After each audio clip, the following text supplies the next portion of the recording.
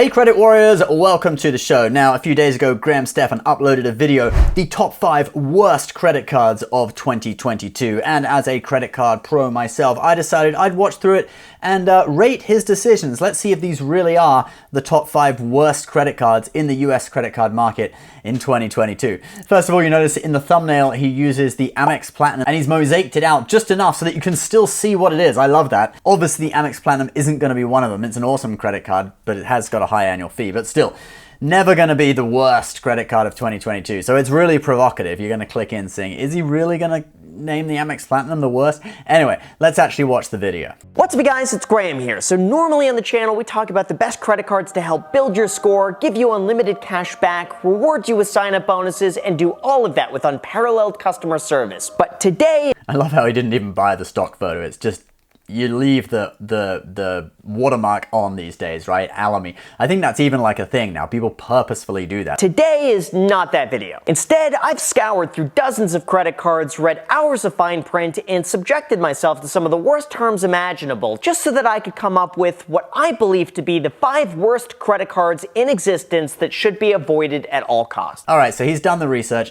Let's see what he thinks. Let's see what his first card is. First, let's start off with something simple that a lot of people have without even realizing it, and that would be number 5, the Starbucks Rewards Visa. I wonder what a lot of people have without even realizing it. Like you just open your wallet and there's a Starbucks Rewards Visa in there. I don't know what he meant by that. But anyway, this card, yeah, I would probably agree with him on this. I mean, we'll see what he says in a second. But I think just sort of like the superfluous nature of this card, like you don't really need a Starbucks reward card in your life. Now, I'll be the first to admit that if you're a frequent user of Starbucks coffee, it's entirely possible to get your money's worth many times over. But the true extent of your coffee addiction has to be somewhat insatiable to make it worth it. So yeah, the idea is the card earns stars, and I think the welcome bonus is something like 4,500 stars, which can get you over 100 drinks.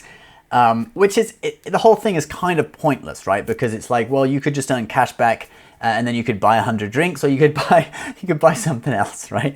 So really, it just encourages brand loyalty to Starbucks. I think that's his main point with this one.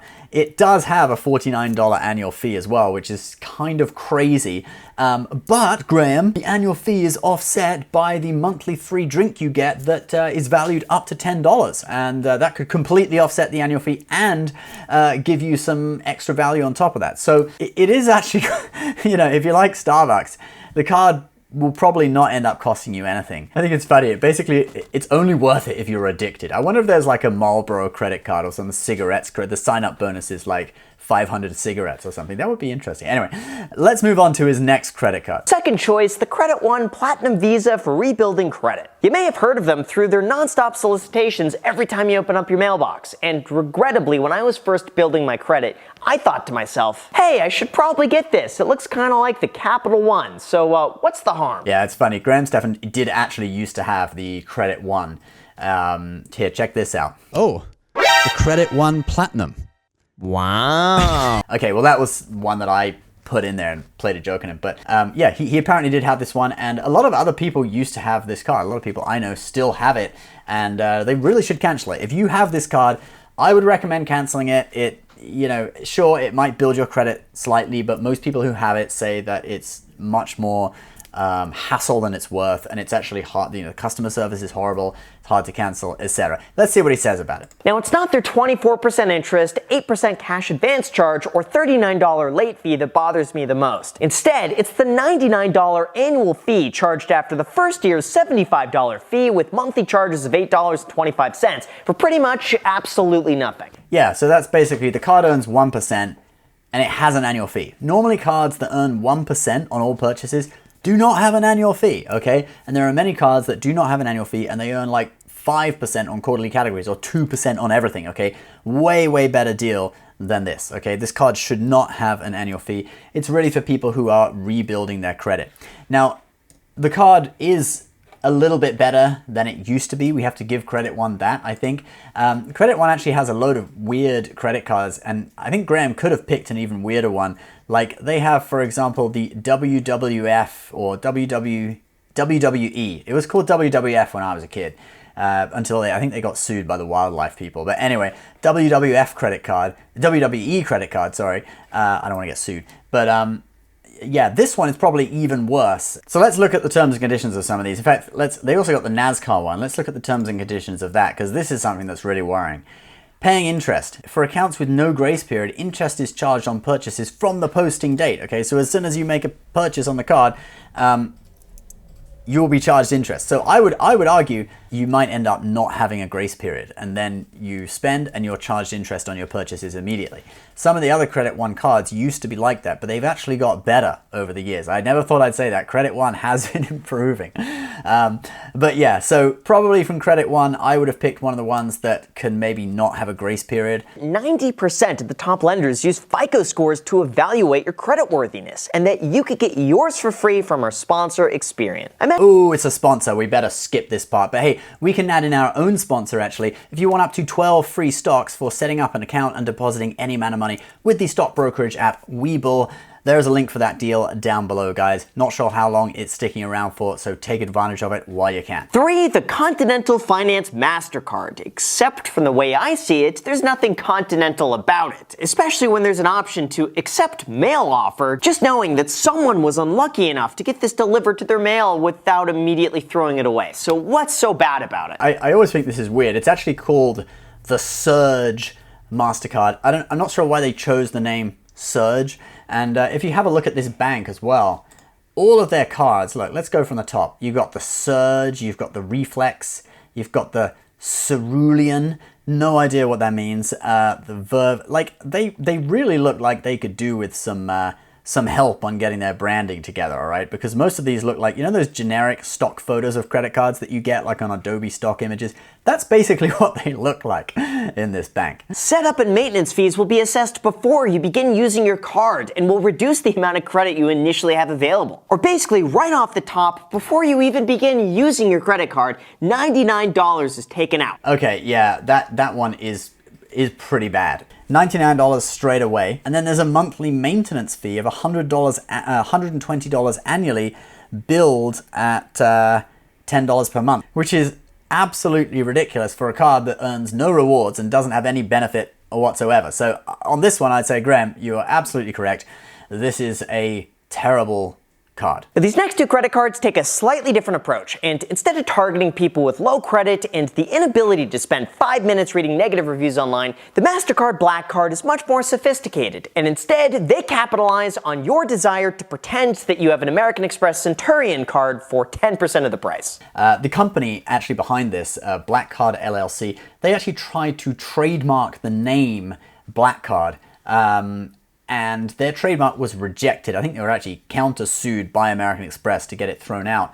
And basically, you can't trademark the name Black Card because it's seen as descriptive or something like that. I read through the case a while back. But because it's not allowed to be trademarked, American Express couldn't trademark it either. So they were still able to actually put Black Card on the front of the card. And they've even got a little trademark symbol on there. So I don't know whether they're lying about that, but it's definitely not trademarked. Let's start with the 2% airfare redemption. Yes, it is true that you will get 2% back when redeeming for points, but what they don't tell you is that you only get 1 point per dollar spent, which completely defeats the point. Yeah, that part is really true. And if you look at their website, they conveniently hide the number of points you earn per dollar spent. And all they show you is the, 2% value for airfare redemptions, 1.5% for cashback. But you're only earning 1 point per dollar on all your spending, whereas with, say, the Sapphire Reserve, you're earning 3 points per dollar on this and 5 points per dollar on that. You're redeeming at 1.5 for airfare, but, you know, because you're earning more points, it's actually better. If you thought that was bad, oh no, the worst offender of them all is the Mastercard Gold Card. For the low price of just $995 a year, you could get a 24-karat gold-plated credit card to fit perfectly alongside with your ego. With this premium price, you'll get all the benefits of the exact same 2% redemption on... Yeah, to show how ridiculous that is, I have here the Credit Shifu Gold Card, which, it's real gold, 24-karat gold, and we got this made for maybe, I think it was like $300. So, basically you're paying, over $900 annual fee for something which is a gimmick. And you could just get any credit card, take the chip out, send it over to Lion credit card and get it put into a 24 karat gold card such as this, and it would be about $200 or $300 cheaper overall, even including the card's annual fee. Now, I do find it interesting that they offer you a complimentary subscription to Luxury Magazine, where each issue showcases an artist's work as the cover art, making it a limited edition collector's item. So I went to Sotheby's to see where I could find my latest issue of Luxury Magazine, and to my surprise, couldn't find anything. Same thing with eBay and Craigslist. Yeah, the funny thing about this is like, it's supposed to be a limited edition magazine, yet if you go on their site, where is it? Here's their website, luxury card,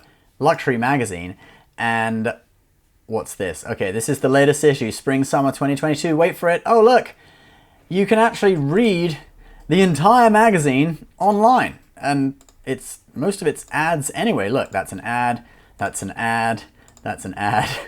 Oh, look, it's Morgan Freeman. That's an ad. Okay, so really, I don't even have the card, and I could go online and I can read this supposedly limited edition magazine. I could probably even download. Oh, look, you can download it. You can actually download it right here. See, there we go. If I wanted to download it, I could. And you could print it out yourself. And then you wouldn't need to buy it on eBay because you'd have a version of it. You'd have a copy of this collector's item. Besides that, though, that's it. They don't even offer you a sign-up bonus, unlike every other credit card at this price point, which is typically worth anywhere from $750 to $1,500 when redeemed for travel. That makes this credit card net almost $2,000 more expensive for a 24 karat card that you could buy online for $189.